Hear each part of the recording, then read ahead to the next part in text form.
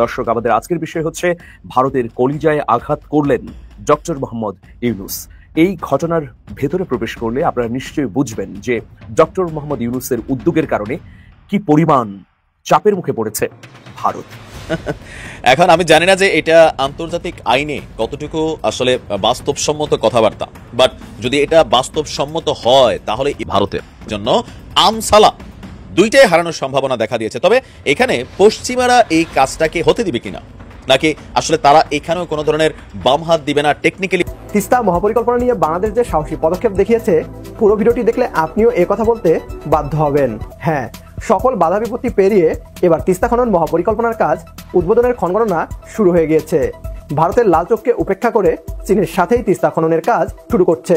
কেন আমি বলছি, বাংলাদেশের এটি একটি মাস্টার স্ট্রোক। গর্ব, অহংকার, দম্ভ ভরে একেবারে সাম্প্রদায়িক উস্কানি ছড়িয়ে গণতন্ত্রকে তছনছ করে গণমাধ্যমের কণ্ঠরোধ করে যেভাবে নরেন্দ্র মোদী চলেছে এতদিন, এখন কিন্তু সেটা সম্ভব না। যথেষ্ট পরিমাণ তাকে এখন হোঁচট খেতে হবে, আর সেই কারণেই গেড়া কোলে নরেন্দ্র মোদী। হরিণের মতো লাফালাফি করা ভারতকে এক গর্জনের মাধ্যমে কাঁপিয়ে দিল ছাত্র জনতার নতুন বাংলাদেশ। এবার বাংলাদেশ সেনাবাহিনী 4 দিনে কলকাতা দখলের হুঁশিয়ারি দিয়েছে। বাংলাদেশের এই হুঙ্কারেই যেন রাতের ঘুম হারাম হয়ে গিয়েছে কলকাতার দাদাদের। আমাদের উপরে দুর্বলভাবে হস্তক্ষেপ করা ভারত, আমরা পরিষ্কার বলে দিতে চাই, এখান থেকে গাজাতুল হিন্দ যুদ্ধের ডাক আসবে আগামী দিনে। 2.5 হাত লাঠি কাটবো আমরা, এবার বাঁশের লাঠি তৈরি করবো, তোমাদের পাশার চামড়া তুলে ফেলবে এবার। ঈদ মোবারক। আমাদের জন্য ঈদ মোবারক হলেও ঘুম হারাম হয়ে গেছে। গত 15 বছর বাংলাদেশ আওয়ামী লীগের মধ্যে যারা দুর্নীতি করেছেন, লুটপাট করেছেন, সেই সকল সচিব, প্রশাসনের কর্মকর্তা, পুলিশ বা বিভিন্ন সেক্টরে যে সকল বড় বড় রাঘব বোয়াল যারা পেট পুরাই ফেলছিলেন, আপনারা টাকা পয়সা ফুইলা ফাইপা এর নামে সের নামে বউ শালি দুলাভাই, হ্যাঁ, যে যার নামে পারছেন, যে অবৈধ সম্পত্তি জোড়াইছেন, কাঁচা টাকাগুলা। আসসালামু আলাইকুম দর্শক, বর্তমানে বাংলাদেশের পরিস্থিতি এবং রাজনৈতিক শৃঙ্খলা কি, তাই আলোকে আপনাদের সামনে বেশ কিছু গুরুত্বপূর্ণ ভিডিও নিয়ে হাজির হয়েছি। সেই ভিডিওগুলো দেখলে আপনারা রীতিমতো অবাক হয়ে যাবেন। তাই আমি আর দেরি না করে চলে যাব মূল ভিডিওতে যাওয়ার আগে যারা আমার চ্যানেলটি সাবস্ক্রাইব করেছে তাদেরকে অসংখ্য ধন্যবাদ। আর যারা এখন আমার চ্যানেলটি সাবস্ক্রাইব করে তারা তাড়াতাড়ি সাবস্ক্রাইব করে ফেলুন ধরনের সকল আপডেটগুলো সবার আগে পেতে। সবার আগে দেশের মানুষের স্বার্থ। তিস্তা মহাপরিকল্পনা নিয়ে বাংলাদেশ যে সাহসী পদক্ষেপ দেখিয়েছে, পুরো ভিডিওটি দেখলে আপনিও এ কথা বলতে বাধ্য হবেন। হ্যাঁ, সকল বাধা বিপত্তি পেরিয়ে এবার তিস্তা খনন মহাপরিকল্পনার কাজ উদ্বোধনের ক্ষণগণনা শুরু হয়ে গিয়েছে। ভারতের লাল চোখকে উপেক্ষা করে চীনের সাথেই তিস্তা খননের কাজ শুরু করছে।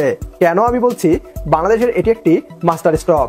এবং এই খবরকে কেন্দ্র করে ভারতীয় মিডিয়ার রিঅ্যাকশন কি, আপনার এই প্রশ্নগুলোর উত্তর জানাবো।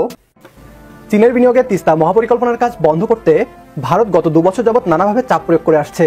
তারা নিজেরা তিস্তা চুক্তি করবে না, আবার তিস্তাকে খনন করতেও বাংলাদেশকে বাধা দিবে। ভারত থেকে আশ্বাস ছাড়া কিছুই আসেনি কখনো।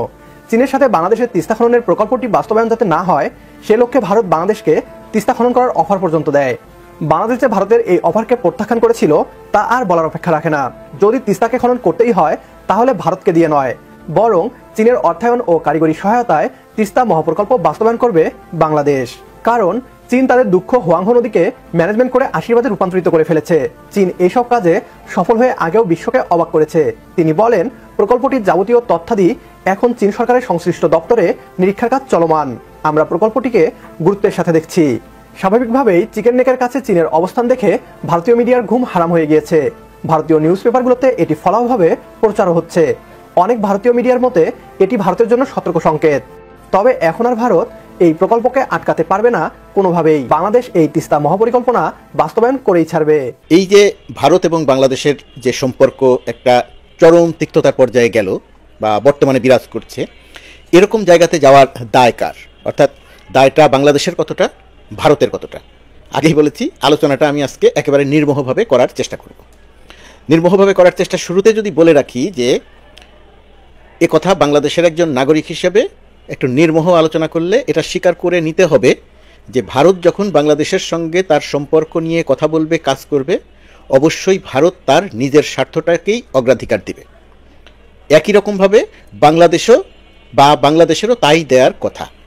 কিন্তু কিছুটা দুর্ভাগ্যজনক হলেও সত্যি, আমি আবারও বলছি, আলোচনাটা একেবারে নির্মোহভাবে করার চেষ্টা করছি, যে ভারত বাংলাদেশ সম্পর্কে বিশেষ করে গত 1.5 দশকে কখনোই বাংলাদেশের নেতা মন্ত্রীদের বক্তব্য শুনে মনে হয়নি যে এরা বাংলাদেশের মানুষ। ভারত যে সুরে কথা বলেছে অনেকটা ঠিক একই সুরে বাংলাদেশের আওয়ামী লীগের নেতামন্ত্রীরাও কথা বলেছেন। এই কথা এবং তাদের কাজের কারণে সম্পর্কটা মানে উইন উইন সিচুয়েশনে থাকেনি। সাধারণ মানুষের ভেতরে এই পারসেপশনটা দৃঢ়ভাবে তৈরি হয়েছে যে বাংলাদেশ ভারতকে সব কিছু দেয়, কিন্তু ভারত বাংলাদেশকে কিছু দেয় না। এটা পাবলিকের পারসেপশন তৈরি হয়েছে। এখন প্রশ্ন হচ্ছে, এই যে পারসেপশনটা তৈরি হয়েছে, এই পারসেপশনটা তৈরি হলো কেন, বা এই পারসেপশনটা কি সত্যি সত্যি পুরোপুরি সঠিক কিনা? এই পারসেপশনটা তৈরি হয়েছে আওয়ামী লীগের আচরণের কারণে। ধরুন, তিস্তা চুক্তি হয়নি, না হওয়ার অনেক কারণ আছে, কিন্তু তিস্তা চুক্তি যে হয়নি এই কারণে ভারতের সুরে কথা বলেছে বাংলাদেশের মন্ত্রীরা। আরও অন্য যে কোনো উদ্যোগের পেছনে ভারত যা বলেছে বাংলাদেশের মন্ত্রীরা তার চেয়ে বেশি কথা বলেছে, যে কারণে বাংলাদেশের মানুষের মনে ধারণাটা তৈরি হয়েছে এরকম যে আওয়ামী লীগ সরকার ভারতের পক্ষ হয়ে কাজ করছে। এটা পারসেপশন। এখন এই পারসেপশনগত জায়গা নিয়ে আমরা অনেক আলোচনা করতে পারবো, কিন্তু কোনো সিদ্ধান্তে পৌঁছতে পারবো না, একে অপরকে দোষারোপ করতে পারবো। সেই দিকে না গিয়ে আমরা যদি আলোচনাটাকে এই জায়গাটাতে রাখি যে শেখ হাসিনা সরকারের বিরুদ্ধে একটা তীব্র জনমত ছিল এদেশে, সেই তীব্র জনমতকে উপেক্ষা করে ভারত শেখ হাসিনা সরকারকে টিকিয়ে রাখার জন্য যা করা দরকার তার সব কিছু করেছিল, এবং সর্বশেষ নির্বাচনে মার্কিন যুক্তরাষ্ট্রকে পর্যন্ত প্রভাবিত করেছিল যে বাংলাদেশে ভোটারবিহীন নির্বাচন হবে, সঠিক নির্বাচন হবে না। কিন্তু ভারত মার্কিন যুক্তরাষ্ট্রকে প্রভাবিত করেছে, মার্কিন যুক্তরাষ্ট্র চুপ হয়ে গেছে, বাংলাদেশের নির্বাচন ছাড়া, ভোটারের নির্বাচন ছাড়া, ভোট দেওয়া নির্বাচন না করেও শেখ হাসিনা ক্ষমতায় থেকে গেছে। এই ঘটনাগুলো বাংলাদেশের মানুষের মনে দৃঢ়ভাবে এই সিদ্ধান্ত উপনীত হয়েছে যে ভারত বাংলাদেশের মানুষের সঙ্গে সম্পর্ক উন্নয়নে বিশ্বাসী নয়, ভারত বাংলাদেশ সরকারের সঙ্গে অর্থাৎ আওয়ামী লীগ সরকারের সঙ্গে সম্পর্ক উন্নয়নে বিশ্বাসী। সেটা 2024-এর নির্বাচন, 2018-র রাতে ভোটের নির্বাচন, 2014-র ভোটারবিহীন নির্বাচন, সবসময় এই কথা প্রযোজ্য। তো এরকম একটা ধারণা তৈরি হয়েছে। সেরকম একটা ধারণা তৈরি হবার জায়গা থেকে একটা গণ অভ্যুত্থানের মধ্য দিয়ে শেখ হাসিনার পতন হয়েছে। শেখ হাসিনা 1,500 মতো মানুষকে হত্যা করেছে, 20,000 মানুষকে আহত করেছে, 500-600 মানুষকে দৃষ্টিহীন করেছে। এরকম একটা ঘটনার মধ্য দিয়ে শেখ হাসিনার পতন হয়েছে, রক্তাক্ত গণ অভ্যুত্থানের মধ্য দিয়ে শেখ হাসিনার পতন হয়েছে। এখন পতনের পরে শেখ হাসিনা পালিয়ে ভারতে গিয়ে আশ্রয় নিল। আওয়ামী লীগের নেতা মন্ত্রীদের একটা বড় অংশ পালিয়ে ভারতে গিয়ে আশ্রয় নিল। এই আশ্রয় নেয়া এবং এই ঘটনাটিকে ভারত কিভাবে দেখলো এবং বাংলাদেশের মানুষ কিভাবে দেখলো? শেখ হাসিনা ভারতে আশ্রয় নিয়েছে, ভারত শেখ হাসিনাকে আশ্রয় দিয়েছে, প্রথম অবস্থাতে এটা বাংলাদেশের মানুষের কাছে বড় ইস্যু ছিল না। বড় ইস্যু হয়ে উঠলো কেন? বড় ইস্যুটা হয়ে উঠলো যে ভারত বাংলাদেশে যে শেখ হাসিনা একটা রক্তাক্ত গণ অভ্যুত্থানের পরিপ্রেক্ষিতে যে শেখ হাসিনার পতন হলো, ভারত এই বিষয়টিকে গুরুত্ব দিল না। ভারত যেটা করার চেষ্টা করলো যে বাংলাদেশের সংখ্যালঘুদের উপরে আক্রমণ হচ্ছে, অর্থাৎ ধর্মীয় দৃষ্টিকোণ থেকে ভারত পুরো বিষয়টিকে দেখার চেষ্টা করলো।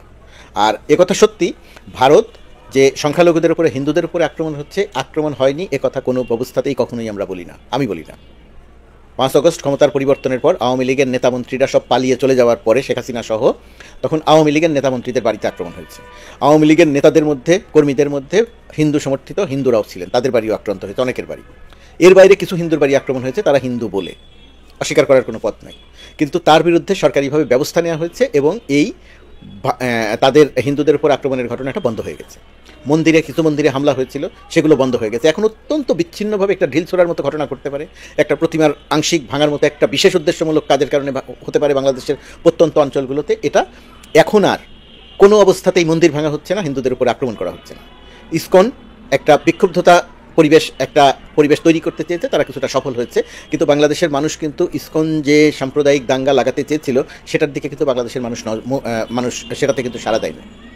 ইসকনের সঙ্গে সংঘর্ষে একজন মুসলিম আইনজীবীকে হত্যা করা হচ্ছে, তার পরিপ্রেক্ষিতে খেয়াল করে দেখবেন, তার পরিপ্রেক্ষিতে বাংলাদেশের মানুষ কিন্তু হিন্দু সম্প্রদায়ের উপরে আক্রমণ করেনি। অনেকেই যেটা মনে করেছিলেন যে আক্রমণ করতে পারে, তার মানে হচ্ছে বাংলাদেশের মানুষ এই জায়গাটিতেও সহনশীলতার পরিচয় দিয়েছে।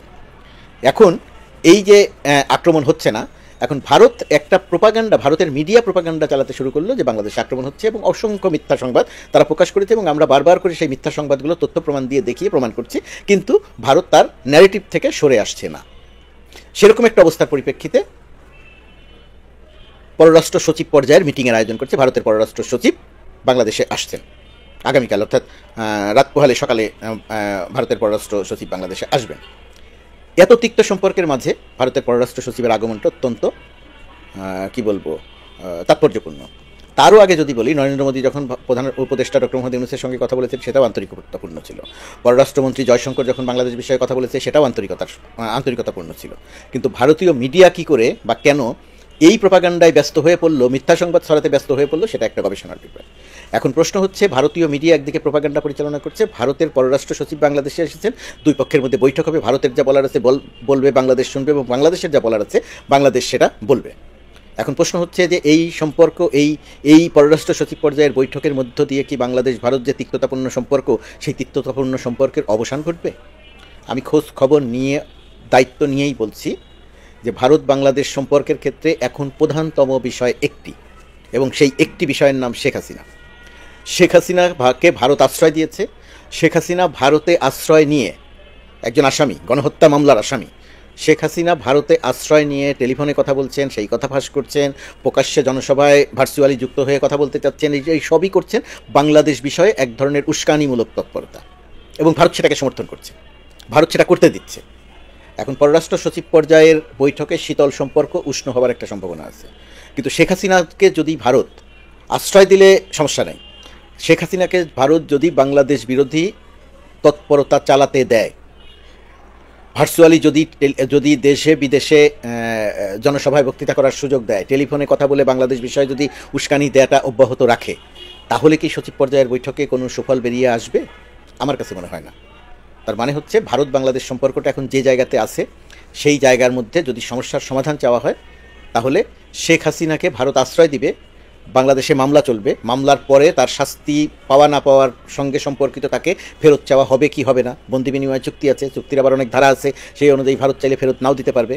কিন্তু ফেরত চাইবে কি চাইবে না, ফেরত দেবে কি দেবে না, সেই আলোচনার চেয়ে বেশি ভারত শেখ হাসিনার মুখ দিয়ে বাংলাদেশ বিরোধী তৎপরতা চালাতে দেবে কি না। যদি তৎপরতা চালাতে দেয়, তাহলে বাংলাদেশ ভারত সম্পর্কটা উষ্ণ হবার সম্ভাবনা অত্যন্ত ক্ষীণ। শেখ হাসিনাও দেশবাসীর উদ্দেশ্যে ভাষণ দিয়ে যেতে পারেননি, বাশার আল আসাদও ভাষণ দিয়ে যেতে। সংবাদ মাধ্যমে প্রকাশ পেয়েছে বাংলাদেশের অবৈধ শাসক শেখ হাসিনা তিনি চেয়েছিলেন যে তার বিদায়ের আগ মুহূর্তে যে কোনো মূল্যে দেশবাসীর উদ্দেশ্যে কিংবা তার দলের নেতাকর্মীদের উদ্দেশ্যে একটি ভাষণ রেকর্ড করে তিনি জনতার কাছে ছেড়ে দিয়ে যাবেন, কিন্তু সেই সময়টুকু তিনি পাননি। এমনকি দুপুরের খাবার রেডি করা ছিল তার জন্য, সেই খাবারটুকু গ্রহণ করে গণভবন থেকে বিদায় নিতে পারেননি। ভাগ্যের নির্মম পরিহাস, সিরিয়ার বাশার আল আসাদের ক্ষেত্রেও ছোট্ট ছোট্ট সকল কাহিনী ইতিমধ্যেই জনসম্মুখে আসা শুরু করে দিয়েছে। তিনি গতকালকের রাত 8টার সময়, সিরিয়ার সময় অনুযায়ী রাত 8টায় একটি ভাষণ দিতে চেয়েছিলেন জনগণের কাছে, জনমানুষের কাছে, কিন্তু তার নসিবে সেই ভাষণটিও হয়নি। অত্যন্ত প্রতাপশালী এই শাসক, যারা 54 বছর এই দেশটাকে শাসন করেছে, 30 বছর তার বাবা, 24 বছর বাশার আল আসাদ, এই 53-54 বছর পর্যন্ত তারা দেশটাকে স্বাধীনভাবে পরিচালনা করেননি। তারা দেশটাকে জুলুম, নির্যাতন, অত্যাচার, স্টিম রোলার চালিয়ে তারপরে জনগণের উপরে চেপে বসেছিল। 1971 সালের পট পরিবর্তনের পর থেকেই তারা শাসন করেন ওই দেশে, এবং ওই দেশটাতে 71 থেকে আজ পর্যন্ত এই একটি পরিবারের হাতেই ক্ষমতা রয়েছে। আপনারা নিশ্চয়ই জানেন যে বাশার আল আসাদ তিনি তার দেশে গৃহযুদ্ধ পর্যন্ত বাঁধিয়ে দিয়েছেন। এখন থেকে প্রায় 10-12 বছর আগ থেকে সেই দেশে যখন জনগণ ফুঁসে উঠেছিল, তখন জনগণের উপরে আক্রান্ত করেছে এই বাশার আল আসাদ বাহিনী এবং বিদেশি কিছু শক্তি। তাদের উদ্দেশ্য ছিল যে কোনো মূল্যে বাশার আল আসাদকে ক্ষমতায় টিকিয়ে রাখা। হয়তো সাময়িক সময়ের জন্য তারা সেটা করতে পেরেছেন, জনগণকে হত্যা করেছেন, নির্বিচারে গুলি করেছেন, মানুষদেরকে ঘর বাড়ি ছাড়া করেছেন, দেশ ছাড়া করেছেন, কিন্তু সময়ের কি নির্মম পরিহাস, তাদেরকে এই দেশ থেকে চলেই যেতে হলো। এমনকি শুনেছি আজকের পত্রিকার বিভিন্ন নিউজ বলছে বাশার আল আসাদকে বহনকারী বিমানটি হয়তো ইতিমধ্যে নাই হয়ে গিয়েছে, যদিও এর সত্যতা পেতে আমাদেরকে আরেকটু অপেক্ষা করতে হবে। কেউ কেউ বলছেন যে বাশার আল আসাদ হয়তো আর জীবিতই নেই, তার বিমান হয়তো ক্র্যাশ করেছে, কারণ তিনি যখন বিমান নিয়ে পালিয়ে গিয়েছেন কিছুক্ষণ পরে তার সিরিয়ার রাষ্ট্রের বর্ডার থেকে তার বিমানটি নাই হয়ে যায় এবং সেটার আর এখন পর্যন্ত কোনো খোঁজ পাওয়া যায়নি। সকল স্বৈরশাসকদেরই এই নির্মম পরিহাস গুনতে হবে, গুনতে হচ্ছে। এটাই পৃথিবীর নিয়ম। যারাই জুলুম করে, অত্যাচার করে, তখন তারা খুব বেশি শক্তিশালী থাকে, পেশি শক্তির জোর দেখায়, টাকার জোর দেখায়, ক্ষমতার জোর দেখায়, নিজের অধীনস্থ কর্মকর্তা কর্মচারীদের জোর দেখা দেখিতে তাদের জীবনটা চলে যায়। বাংলাদেশের ক্ষেত্রে শেখ হাসিনা এই একই কাজ করেছে। 5 তারিখ সকাল 11টায়ও শেখ হাসিনা জানে না যে এই আগস্ট মাসের 5 তারিখেই তাকে বিদায় নিয়ে পালিয়ে যেতে হবে। এরকমই শাসকদের ক্ষেত্রে ঘটে। তিনি হয়তো বিমানটা ক্র্যাশ করেন নাই, কিন্তু বিমান নিয়ে তাকে পালাতে হয়েছে, এবং বাংলাদেশের ইতিহাসে 53 বছরের ইতিহাসে এই প্রথম কোনো শাসককে পালিয়ে যেতে হয়েছে। যদিও বাংলার মানুষ শেখ হাসিনাকে নিয়ে চিন্তা করতে চায় না, তিনি বেঁচে আছে, না মারা গিয়েছে, তিনি আসবে না, এটা এখন আর জনগণের আবেগের জায়গা নাই। কারণ জনগণকে যে ক্ষত তৈরি করেছে শেখ হাসিনা, সেই ক্ষতের যে পরিমাণ শাস্তি হওয়া দরকার তার কিছুই শেখ হাসিনার জন্য এখনো কিন্তু হয়নি, যে কারণে জনগণ ক্ষুব্ধ, জনগণ যে কোনো মূল্যে তার বিচার চায় এবং বাংলার মানুষ তাকে কোনো অবস্থায় আর দেখতে চায় না। আজকে বাশার আল আসাদ একই জিনিস বরণ করে নিতে হলো, অথচ এই বাশার আল আসাদের কথা ছাড়া ওই দেশের কোনো মানুষ চলতে পারতো না। ওই দেশের শাসন ব্যবস্থাটা ছিল পিতা পুত্রের রাজত্বে। আমি যেটা আগের ভিডিওতে বলেছি যে বাশার আল আসাদের বাবা হাফিজ আল আসাদ 30 বছর একাধারে ক্ষমতায়, এবং তার আরেকজন সন্তান রাজনীতি করতেন, তিনি গাড়ি অ্যাক্সিডেন্টে মারা যান।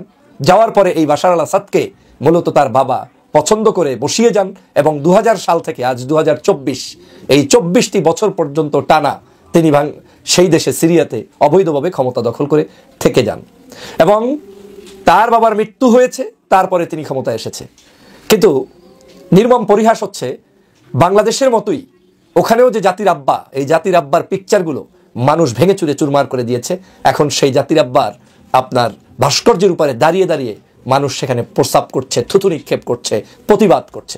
একই কাজ বাংলাদেশে দেখেছি, সেনাবাহিনী, সাধারণ নাগরিক সকলে মিলে যৌথ উদ্যোগে এই বাংলাদেশের জনগণের যে আবেগ উচ্ছ্বাস সেটা প্রকাশ করতে গিয়ে গণভবনে সুইমিং করেছে, জাতির আব্বার মূর্তিগুলো ভেঙে চুরে চুরমার করে দিয়েছে বাংলাদেশে। প্রিয় দর্শক, আমি আশা করছি আপনারা সকলেই আলোচনাগুলো শুনেছেন এবং এই আলোচনাগুলো নিয়ে যদি আপনাদের কোনো মন্তব্য থেকে থাকে অবশ্যই কমেন্ট বক্সে জানাবেন।